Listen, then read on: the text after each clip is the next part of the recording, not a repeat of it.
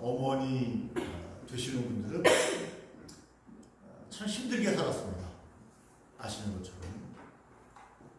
요즘은 뭐 성묘를 가도 제초기가 있어서 쭉 위험성이 좀 있지만 어쨌든 빠르게 일을 할 수 있는데, 말씀드린 것처럼 옛날에 우리 부모님들은 농사를 지으면서 낫으로 다 수고를 해야 됐죠. 참 고생들을 많이 하셨다, 그런 생각들을 합니다. 또 어머니들은 아침, 점심, 저녁, 특히 시골에는 아버님이 출근하는 게 아니기 때문에, 농사를 함께 짓기 때문에 세 끼를 다 대령을 해야 되는 거죠.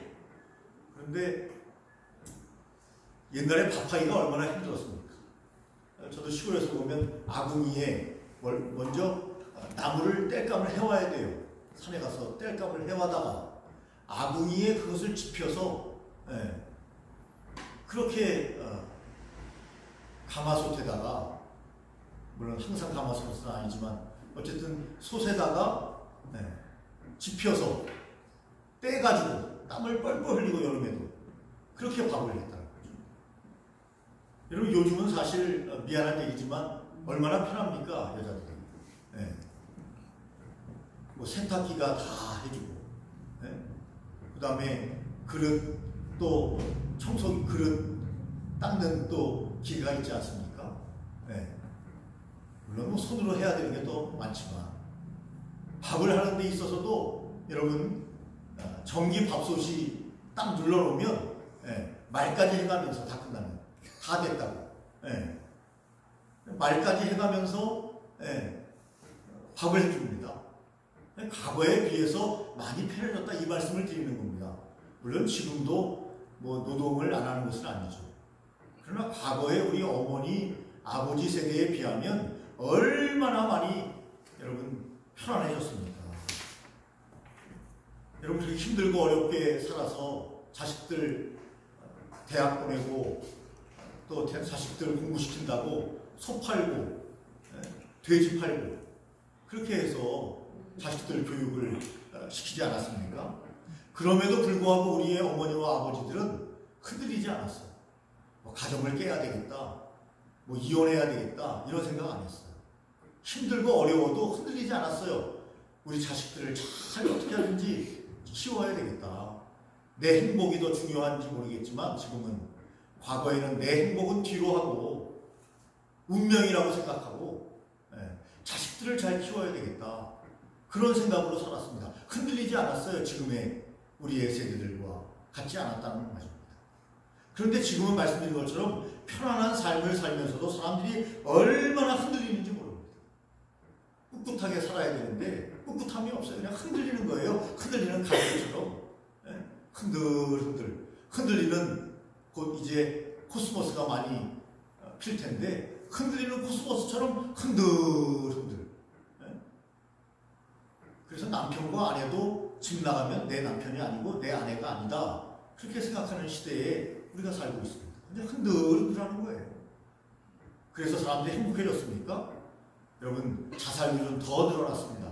삶은 더 빡빡하고 힘들다고 이야기합니다. 정이 없어졌습니다. 사랑이 없어졌습니다. 관계 형성이 되지 않습니다. 나 아니면 남이라고 생각하면서 사람들이 여러분 살아가고 있는 것을 보게 됩니다. 답답한 시대에 우리가 살고 있다, 그 말씀을 드리는 겁니다. 여러분, 공리주의자 밀은 그런 이야기를 했습니다. 무엇이 선이냐? 많은 사람들에게 큰 행복을 하는 행위가 선이다, 이렇게 이야기했습니다. 나를 위해서 살아라, 내 행복을 위해서 살아라, 그것이 선이다, 이렇게 말하지 않고, 여러분, 철학자 밀은, 공리주의자 밀은 어떻게 얘기했냐면, 말씀드린 것처럼 여러분, 최대 다수의 최대 행복이라고 요약할 수 있습니다. 최대 다수, 많은 사람들에게 행복을 주는 것이 선이다, 이렇게 이야기를 하면서 많은 사람들은 거기에 공감을 했습니다. 그렇지, 내가 힘들고 어려워도 다른 사람을 행복하게 해주는 것이 선이지, 그것이 행복이지, 이렇게 생각했습니다. 지금 시대에 아마 젊은 세대들에게 이 얘기를 하면 돌맞을 줄 몰라요. 내 행복이 중요하지 무슨 다른 사람의 행복이 중요하냐, 무슨 최대 다수의 최대 행복이냐, 그렇게 말할지 모르겠습니다. 그런데 그들도 그렇게 행복을 향해서 나아가지만 여러분 집 밖에 나오지 못하는 청년들이 여러분 몇십만이 있다고 합니다. 그렇게 내 행복이 중요하다고 주장하는데 집 밖을 나오지 못해요. 물론 여러 가지 요인이 있겠지만 그렇다는 말씀입니다. 여러분 우리가 살아가면서 힘들고 어려운 일이 너무나 많습니다. 그런데 우리의 조상들은, 믿음의 조상들도 마찬가지고 힘들고 어려운 여건이 우리보다 얼마나 많고 힘들었는데도 불구하고 우리가 농담으로 늘 이야기하지 않습니까? 우리는 솔로몬 왕이 얼마나 풍요를 누렸습니까? 그때보다 더 풍요를 누리고 산다. 왕보다도 모든 풍요를 누렸던 솔로몬보다 더 풍요를 누리고 산다. 그런데 사람들은 행복하지 못하다. 수도권으로 오면 행복할 거다 생각을 하고, 여러분 수도권에 우리나라 인구의 51%가 산다고 합니다. 다 수도권으로 보이는 거예요. 저도 출근할 때 보면은요, 얼마나 지하철이 지옥철이에요. 정말 다 붙어가지고. 네. 사람들이 지하철에서 움직이고 보면은 정말 잘못하면 한 명만 넘어지면 막 넘어질 것 같은 그런 위태위태한 순간을 사람들이 사는 것은, 그래도 수도권에 가서 취직을 하고 수도권에서 살아야 좀 행복하겠다 이런 생각을 갖고, 여러분 특히 젊은이들이 수도권으로 다 모여듭니다. 그런데 말씀드린 것처럼 행복지수는 점점점 떨어지고 있고 우리나라가 그렇게 행복한 나라가 아니라고 하는 것을 우리는 너무나 잘 알고 있지 않습니까? 중요한 것은 이 가을에, 여러분 가을은 또 남성의 계절이라고 하는데 우리 남자 성도님들이 오늘 많지는 않지만 여러분 우리가 흔들리는 인생을 탈피해야 되겠다. 아멘이십니까? 아멘. 아멘이 뭐 작습니다. 뭔가 흔들리고 싶으신가 봐요. 네? 누가 나를 좀 흔들었으면 좋겠다 그렇게 생각하십니까? 여러분 흔들리는 인생을 탈피하라, 그렇게 성경이 우리에게 말합니다. 여러분 흔들리지 않는 방법, 성경은 목표를 향해 가는 사람은 흔들리지 않는다. 목표 없는 사람은 흔들리는 거죠. 갈 길이 없는 거예요. 그래서 여러분 영국에선가요? 어떤 사람이, 배우가 사람 죽이는 역할이 있었는데 감이 안 잡히는 거예요. 그래서 내가 한번 사람 죽이는 연습을 해봐야 되겠다. 잘못된 생각이죠. 간접 경험을 해야 되는데 직접 경험을 해보려고 한 겁니다. 길거리에 가서 보니까 사람 다 바빠요. 목표가 있어요. 빨리 다니는데 어떤 한 인간이 어슬렁 목표가 없는 거예요. 하루를 어떻게 보내는가 지겨운 거예요. 그래서 저 인간은 죽어도 되겠다. 칼을 뺐습니다. 가까이 가서 복부에 칼을 팍 찔렀습니다. 실합니다. 그리고 칼을 뺐습니다. 그리고 그 사람은 쓰러졌습니다. 아, 사람을 칼을 찌르는 것이 이 느낌이구나 하는 것을 알게 됐고, 그리고 무대로 돌아옵니다. 마지막 라스트 씬입니다. 사람을 찌르는 것입니다. 사람을 탁 찌르고 탁 빼는데 아까 그 느낌을 가지고 찌르고 빼니까 관객들이 감동을 받아서 다 같이 일어나서 기립박수를 했습니다. 그런데 그 순간 경찰이 와서 그 사람을 체포해서 데리고 갑니다. 실합니다. 여러분 장수하려면 목표를 가지고 빨리빨리 다니시길 바랍니다. 어슬렁어슬렁 다니면 여러분 표적이 될 수 있어요. 여러분 목표 없는 사람, 여러분 성경이 좋아하지 않습니다. 그래서 흔들리지 않으려면 성경은 목표를 향하는 삶을 살아야 된다, 그렇게 말씀하고 있습니다. 그래서 빌립보서 3장 12절 말씀에 보면 여러분 잡으려고 달려가노라 그렇게 말합니다. 잡으려고 달려가노라. 뭘 잡으려고요? 나의 목표를 향해서 달려간다는 거죠. 그래서 여러분 릭 워렌 목사님은 어떤 책을 썼습니까? 목적이 이끄는 삶이라는 책을 썼습니다. 목적이 이끌어가도록 해야 된다. 내 삶의 목적이 뚜렷해야 된다는 거죠. 목적 없이 살면 안 된다. 그런 이야기를 여러분 했습니다. 형제들아 오직 내가 잡은 줄로 여기지 아니하고 오직 한 일, 즉 뒤에 있는 것은 잊어버리고 앞에 있는 것을 잡으려고 달려간다고 여러분 성경은 우리에게 빌립보서 3장 12절 13절에서 이야기를 하고 있습니다. 목표가 있어야 합니다. 목적이 이끄는 삶이어야 됩니다. 그래서 저와 여러분들은 흔들리지 아니하고 그 딱 목표를 정했어요. 우리 부모님들이 자녀의 행복을 위해서 살아야 되겠다 목적을 딱 정하니까 흔들리지 않는 거죠. 흔들리지 않는 거예요. 어머니 아버지가 흔들리면 되겠습니까? 그래서 자녀들을 위해서 딱 인생을 가는 거죠.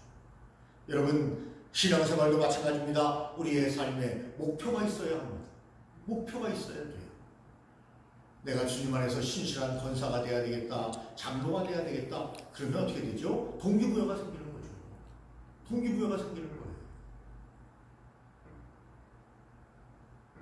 여러분 우리의 삶의 동기부여는 참 중요하다 그렇게 생각하고 스스로 그 동기를 부여하고 만들어 가야 하는 것입니다. 여러분 배우 차승원 씨 잘 알죠? 약간 건들건들하고 키 큰 잘생긴 배우인데 그분이 그런 얘기를 했습니다.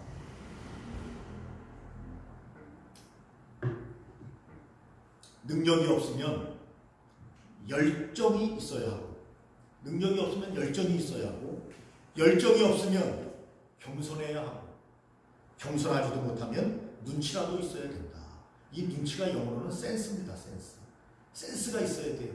눈치라도 있어야 된다. 이런 말을 했습니다. 여러분 대부분 능력은 많은 부분 타고납니다.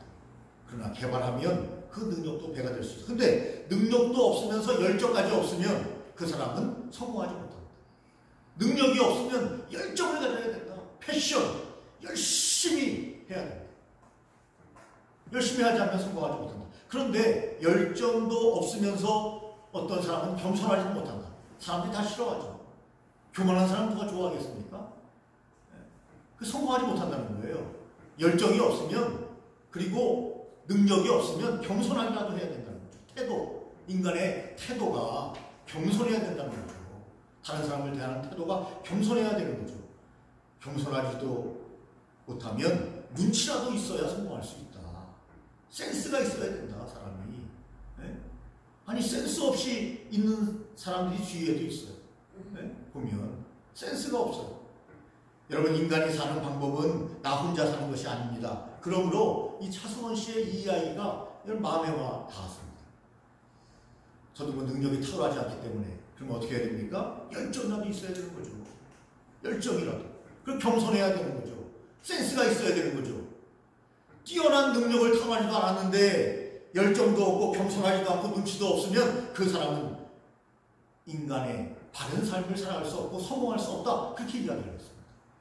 야, 배우도 이런 유명한 얘기를 해요. 보니까 제가 딱딱하고 적어놨는데. 네? 그래서 그 사람이 성공했나 보다.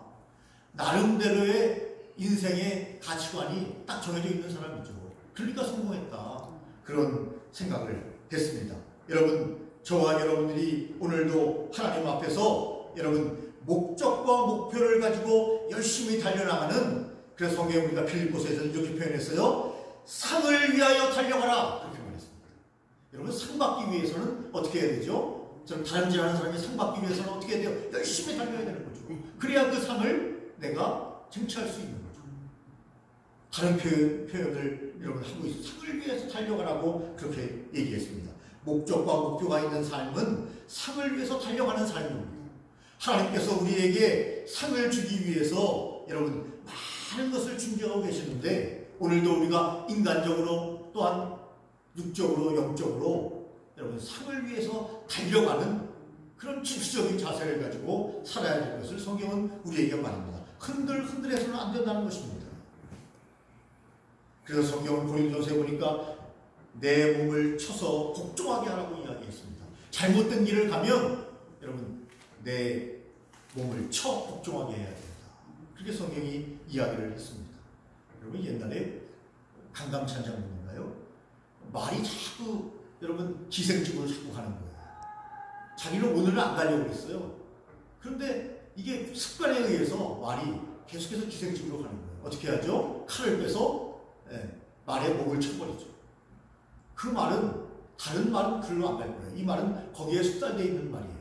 그 말을 죽여버리면 자기 의지를 많이 꺾을 수 있기 때문에 마음이 약해지는데 자꾸 그쪽으로 가니까, 기생집으로 자꾸 가니까 이 말이. 왜 모르시는 것처럼 그러십니까? 역사에 나오는 다 아시는 거죠? 네. 여러분 그렇습니다. 성경은 그래서 내 몸을 쳐서 복종하게 해라. 그렇게 이야기합니다. 내가 내 몸을 쳐 복종하게 하면 내가 남에게 전파한 후에 자신이 도리어 버림을 당할까 두려워함이라. 이렇게 여러분 강조하면서 내 몸을 쳐서 복종하게 해라. 그렇게 말했습니다. 또한 여러분 히브리서에 보니까 인내로서 경주해라. 그렇게 이야기했습니다. 인내는 쓰다. 그러나 그 열매는 달다 하는 경험이 있습니다. 여러분 모든 일에 인내가 없이 되는 일이 없습니다. 어떤 일을 시작했으면 끝까지 인내하면서 가야 되는 거죠. 삐뚤빼뚤 하면은요 되겠습니까? 그래서 어느 목사님이 재밌는 얘기를 하더라고요.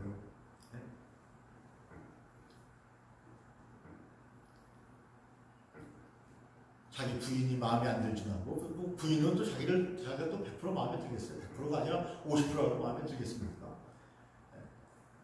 저희 신문사에서 같이 근무하는 기자가 여자 기자인데 남편이 물어보더래요. 다음에 태어나면 나하고 결혼하겠나? 안 하겠다 했대. 그 남편도 그러더래요. 나도 안 하겠다. 다음에 태어나도 안 하겠다. 그러니까 남편도 안 하겠다. 제가 아는 지인은 자기는 끝까지 달려가겠다. 뭐 다음은 모르겠고 여러분 다음은 우리가 없어요. 불교에서는 윤회가 있다 하지만 우리는 이 세상이 한 번으로 끝입니다. 천국이냐 지옥이냐밖에 없습니다. 그래서 우리는 더 불교인들보다 더 잘 살아야 되는 거죠. 그분들은 다시 또 태어나요. 뭘로 태어나는지 모르겠지만 윤회하니까요. 우리는 안 태어난다는 거예요. 그래서 자기는 끝까지 간다는 거예요. 네? 여러분 우리의 삶에 있어서 그 부분만 아니라 인내해야 될 부분이 얼마나 많습니까? 인내하고 참으린 견딜래 아닙니까? 참고 견디면서 참고 견디고 일을 빡 누르고 이게 아니고 내 일을 하면서 그냥 그 자리에 있는 거죠. 인내로서 경주해야 한다. 그리고 성경은 히브리서에서는 이렇게 말합니다. 예수님을 바라봐라. 그러면 흔들리지 않을 것이다. 그렇게 이야기합니다. 예수님은 구속사역을 이루는 데 있어서 인류 구원의 길에 있어서 많은 어려움이 있었습니다. 제자들의 배신이 있었습니다. 그리고 유대인들이 자기를 배신해서 십자가에 못 박았습니다. 죽었습니다. 물론 예수님 하나님께서 그를 삶을 다시 살려 영원한 생명이 있음을 우리에게 알려주셨습니다. 영원한 생명이 있다. 그것은 예수님을 바라보는 것이다. 예수님을 믿고 하나님을 믿는 것이다. 하나님을 알고 예수님을 아는 것이다. 믿음을 갖는 것이다. 그러면 영원한 생명이 있다는 것을 우리에게 가르쳐 주셨지만 예수님에게는 많은 고난이 있었습니다. 딱 한 가지만 얘기하면 33세의 가장 젊은 나이에 그분은 운명했습니다. 십자가에서 가장 처참하게 여러분 운명했습니다. 세상을 떠났습니다. 여러분 이 예수님을 바라보면 우리가 흔들리지 않을 수 있다. 그래서 예수님을 바라보라고 히브리 기자는 12장 2절에 우리에게 말합니다. 믿음의 주여 또 온전하게 하시는 이는 예수를 바라보자. 그는 그 앞에 있는 기쁨을 위하여 십자가를 참으사 부끄러움을 개의치 아니하시더니 하나님 보좌 우편에 앉으셨느니라. 이렇게 말합니다. 결론은 뭡니까? 승리했다는 거죠. 인내하면 승리한다. 인내하면 하나님께서 하나님 보좌 우편에 앉게 해주신다고 성경은 우리에게 말씀해 주시고 계시는 겁니다. 여러분 살아가면서 말씀을 잘 알지만 그래도 너무너무나 힘들어서 견디지 못할 때가 있을 수 있습니다. 그럴 때는 피난처를 찾으라고 성경은 우리에게 이야기합니다. 여러분 혼자 조용히 나 홀로의 시간을 잘 보내야 하고요. 나 혼자 있는 공간도 우리가 좀 확보할 필요가 있습니다. 뭐 집안에도 나 혼자 있는 공간이 필요하죠. 뿐만 아니라 뭐 그 동굴 속에 들어가서 아예 나오지 않으면 안 되겠지만 또 우리가 좋은 커피숍, 나 홀로 조용히 묵상하면서 하루를 돌아볼 수 있는 조용한 커피숍, 단골 커피숍, 뭐 돈 5,000원, 6,000원 아끼는 것이 여러분 속된 말로 전문용어로 장땡이 아니라 나를 잘 여러분 관리해야 되는데 네? 그 5,000원, 6,000원이 뭐가 아까워요. 쓰면서 1시간이든 30분이든 앉아서 다시 한번 자기를 추스리고 돌아볼 수 있는 자기만의 공간, 그것이 필요합니다. 성경은 여러분 우리에게 피난처가 있다고 말씀하십니다. 하나님이십니다. 하나님 앞에 조용히 묵상하며 기도하는 시간이 우리에게 필요하고, 막 성질을 하고 화가 날 때 그것을 억누르고 하나님께서 나에게 무엇이라고 말씀하시는가 말씀 속에 들어가 묵상을 하고, 그런 시간이 필요해서 성경은 우리에게 말합니다. 흔들리지 아니하면 피난처가 있어야 된다. 그렇게 이야기합니다. 내 마음을 다잡아야 합니다. 새롭게 결단해야 합니다. 새 마음을 가져야 합니다.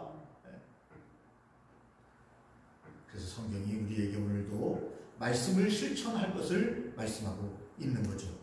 여러분, 그래서 저와 여러분들이 힘들고 어려운 일이 많이 있다고 하는 것을 하나님은 알고 계십니다.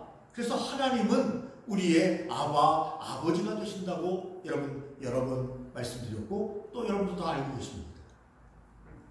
말씀을 듣고 행하는 것입니다. 그리고 휴식의 시간도 우리에게 필요하다고 말씀합니다. 인간은 기계가 아니에요. 계속해서 달릴 수가 없습니다. 쉬어줘야 합니다. 휴식이 필요합니다. 휴식이 필요할 때는 휴식을 해야 되는 거죠.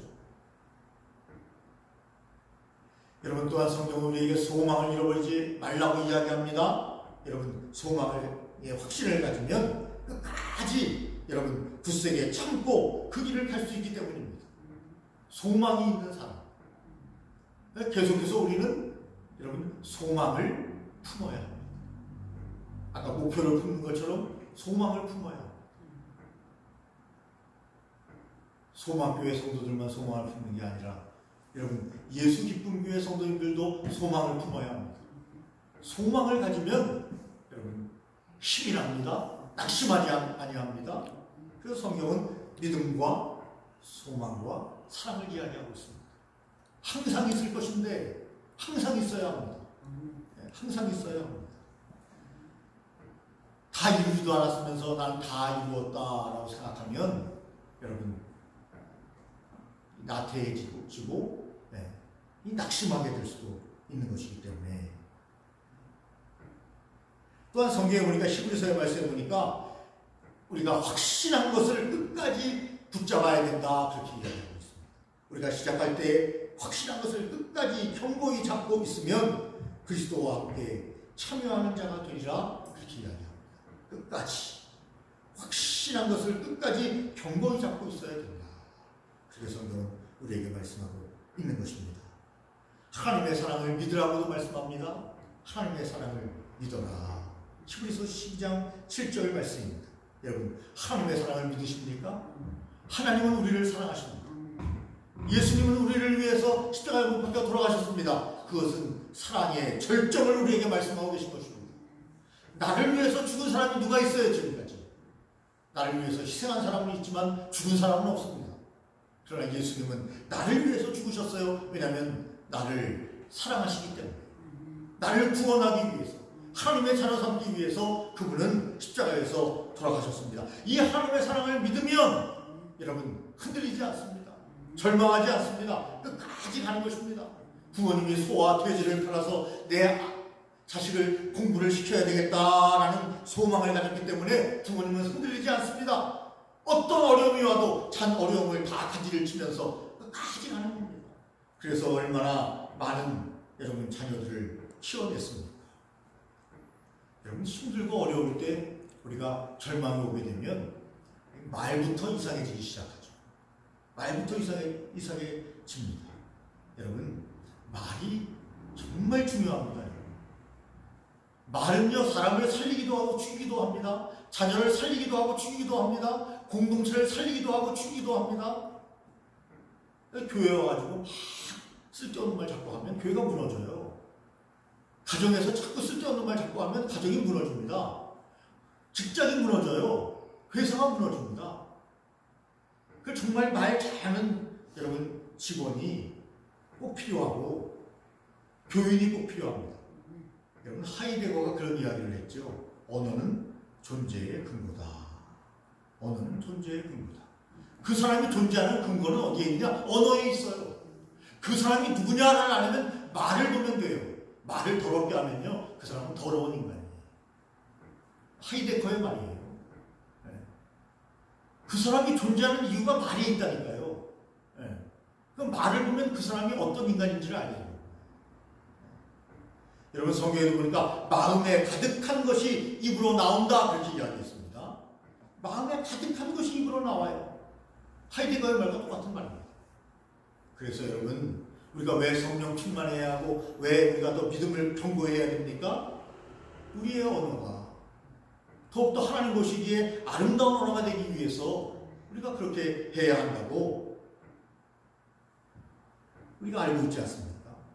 여러분, 우리의 삶을 살면서 우리가 죄악을 멀리하고 흔들리지 아니하고 견실하며 부활의 주님을 믿고 견고한 터 위에 굳건히 서서 우리의 마지막까지 승리하기 위해서는 여러분, 오늘 우리에게 주신 말씀을 기억하며 나가야 한다, 그렇게 저는 믿습니다. 아멘. 저와 여러분들이 오늘도 하나님 앞에서 기도하며 흔들리지 아니하고 하나님이 주시는 견고한 터 위에 굳게 서서 우리의 가정을, 또한 우리의 교회를, 나라와 민족을, 우리가 속해 있는 직장의 공동체를 여러분 살려내는, 흔들리지 아니하는, 사장이 흔들리면 여러분 어떻게 되겠어요? 회사가 전체가 흔들리는 거죠. 목사가 흔들리면 어떻게 되겠어요? 교회가 전체가 흔들리는 거죠. 가정이 흔들리면 어떻게 됩니까? 전체 여러분 가정이 다 흔들리게 되는 거죠. 그러므로 저와 여러분이 오늘도 여러분 가을에 흔들리기 좋은 가을이 우리에게 오고 있습니다. 많은 또한 유혹이 있을 수 있고 어려움이 올 수 있습니다. 여러분, 흔들리는 인생을 탈피해서 하나님 보시기에 큰 영광을 나타내는 귀한 삶이 다 되시기를 예수님의 이름으로 축원합니다. 네. 전능하신 하나님 아버지, 우리는 인생을 살며 늘 흔들리고 있습니다. 갈등하고 있습니다. 신앙적으로도 어려운 아버지 하나님이여, 우리에게 시험이 올 때가 있습니다. 하나님, 오늘 말씀처럼 흔들리지 않는 하나님 귀한 말씀을 붙잡고 목표를 향하여 목적이 있는 소망 가운데 산을 주시는 주님을 바라보면서 열심히 다름질하고 내 몸을 쳐서 복종하게 하며 인내로서 경주해서 예수님을 바라보며 승리하는 귀한 삶을 다 살아갈 수 있도록 주여 역사하시고 인도하여 주시옵기를 간절히 빌고 원합니다. 우리를 사랑하시는 주님, 우리를 붙들어 주시옵소서. 우리 교회를 붙들어 주시옵소서. 우리의 가정을 붙들어 주시옵소서. 우리의 직장을 붙들어 주시고 이 나라의 민족을 주여 붙들어 주시옵소서. 소망 가운데 전진하는 민족이 되게 하여 주시옵기를 간절히 비오며 예수님 이름으로 기도 올리옵나이다. 아멘.